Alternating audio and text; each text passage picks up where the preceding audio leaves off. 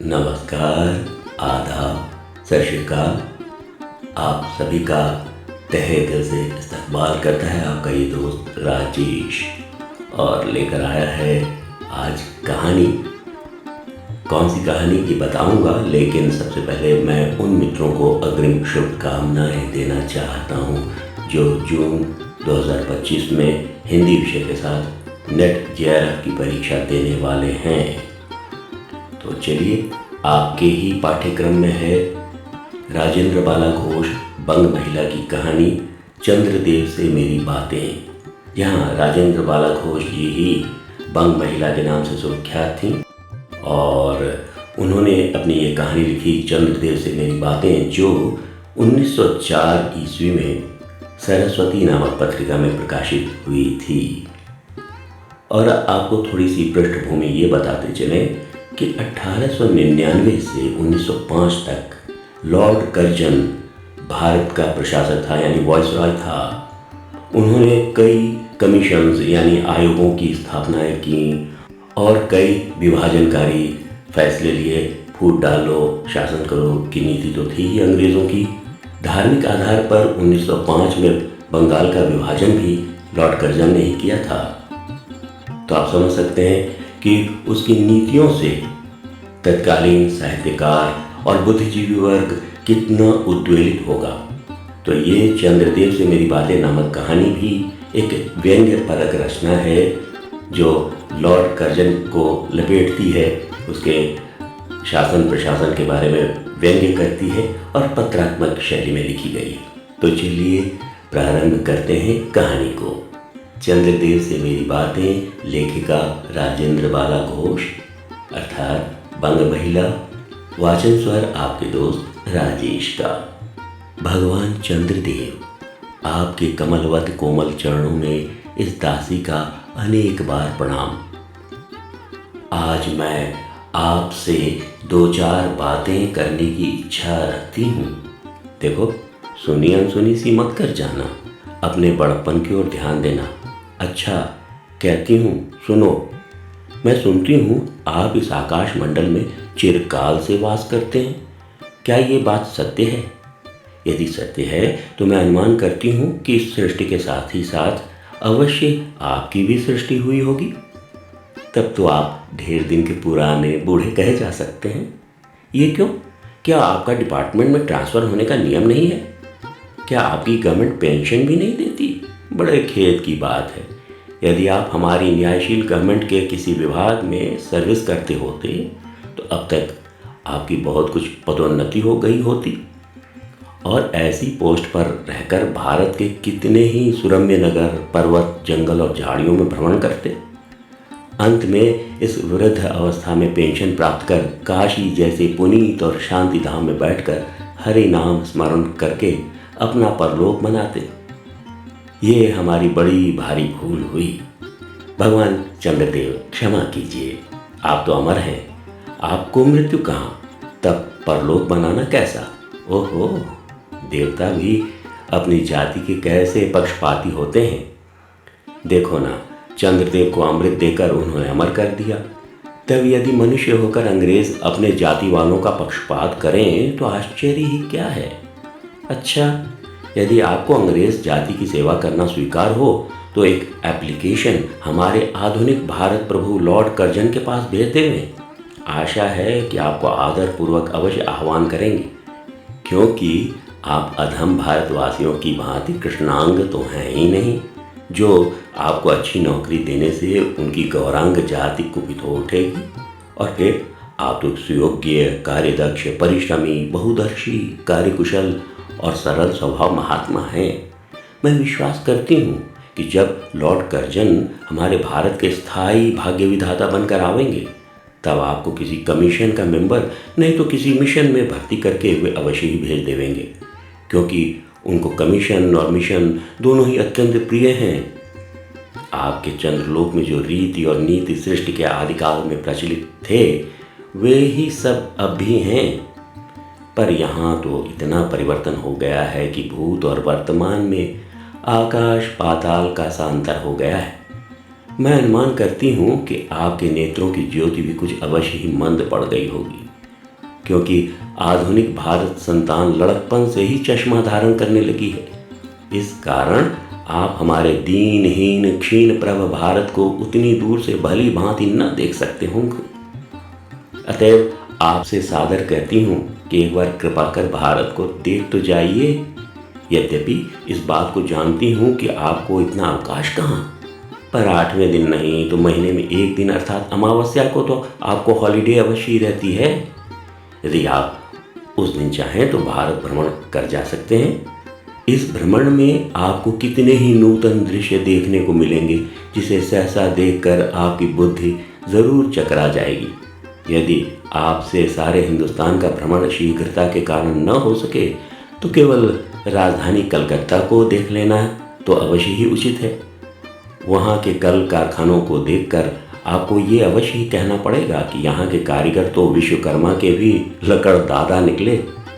यही क्यों, आपकी सहयोगिनी दामिनियाँ जो मेघों पर आरोहण करके आनंद से अटखेलियाँ क्या करती हैं, वो बेचारी भी यहाँ मनुष्य के हाथों का खिलौना हो रही हैं।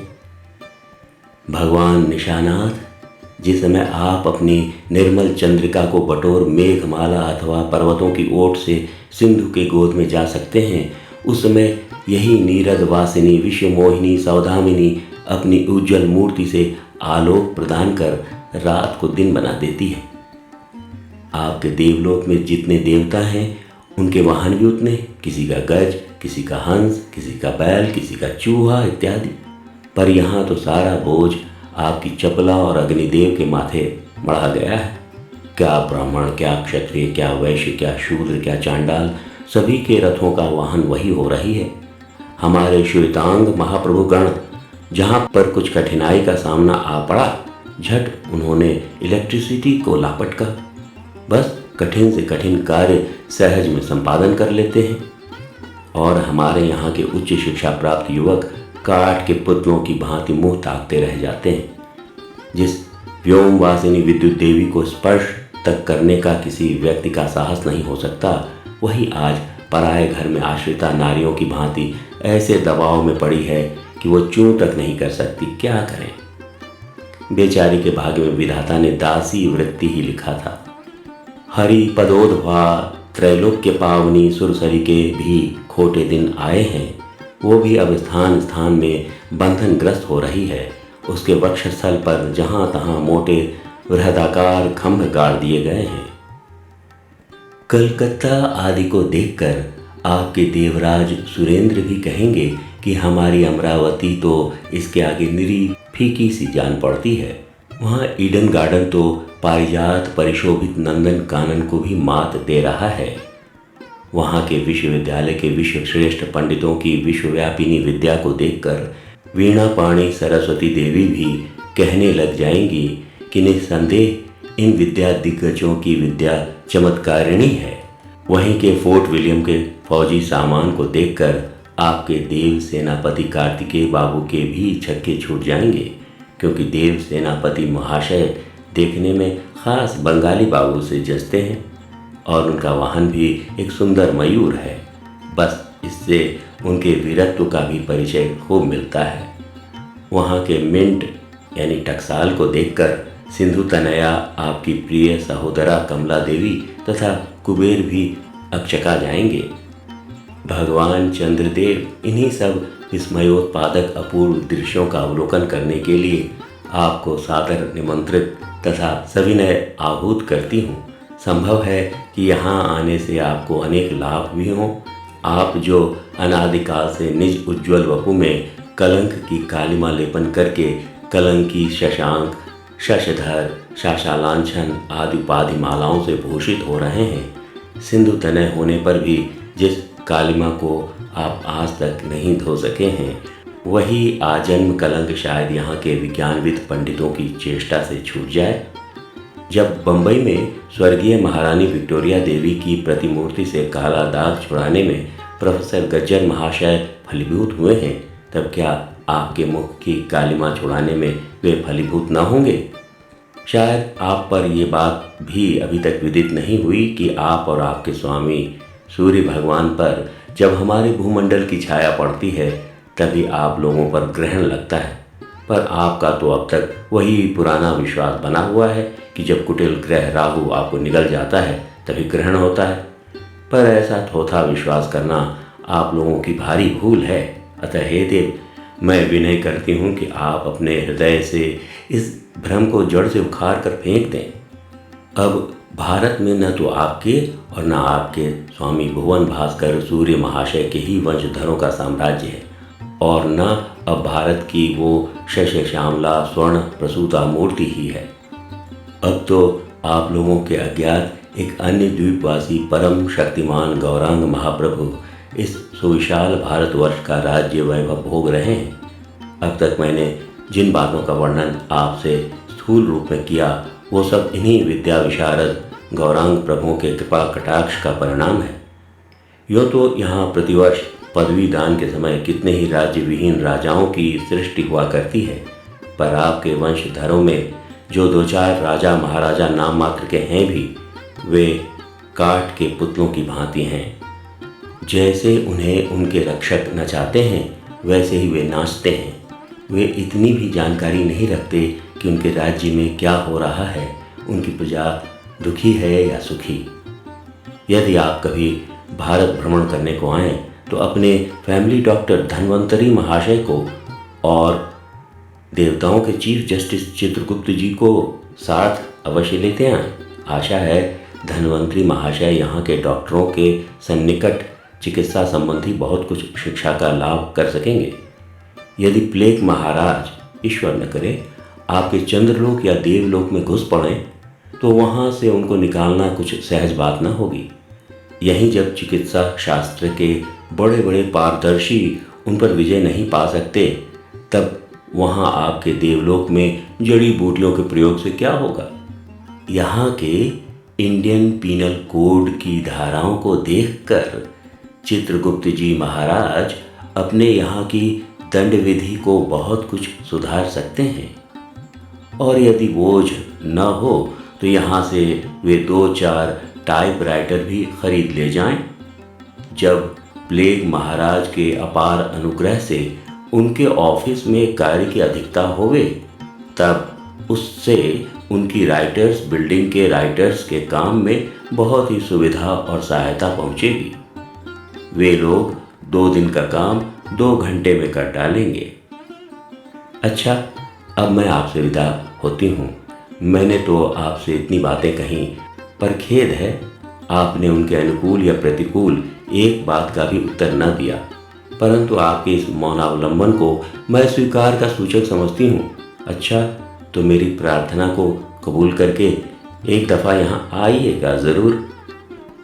दोस्तों, आपने सुनी राजेंद्र बाला घोष अर्थात बंग महिला की लिखी कहानी चंद्रदेव से मेरी बातें। कुछ बातें भाषा संबंधी भी। भाषा संस्कृत निष्ठ है और इसके लिए कहीं कहीं कठिनाई आ सकती है। उदाहरण स्वरूप हरिपदोद्भवा त्रैलोक्य पावनी सुरसरी, इतनी बड़ी बात सिर्फ गंगा नदी के लिए कही गई है। हरिपद से उद्भव हुई, हरिपदोद्भवा, त्रैलोक्य पावनी, तीनों लोकों को पावन करने वाली, सुरसरी, देव नदी अर्थात गंगा। तो उस पर भी पुलों का निर्माण हो रहा था, तो उनके वक्षस्थल पर जहाँ तहाँ मोटे वृहदाकार खम्भ गाड़ दिए गए हैं। ऐसी बातें हैं, इन चीज़ों को अगर तोड़कर समझकर पढ़ेंगे तो बहुत आसानी होगी। और कुछ समस्या हो तो कमेंट्स में हमें लिखें, ज़रूर उत्तर दिया जाएगा और उसका हल संधि विच्छेद करके भी बता दिया जाएगा। तो बहुत बहुत शुभकामनाएं। चैनल को चाहिए तो सब्सक्राइब कर लीजिएगा, लाइक कीजिए, वीडियो को शेयर कीजिए। धन्यवाद। मिलते हैं फिर किसी और अच्छी कहानी के साथ।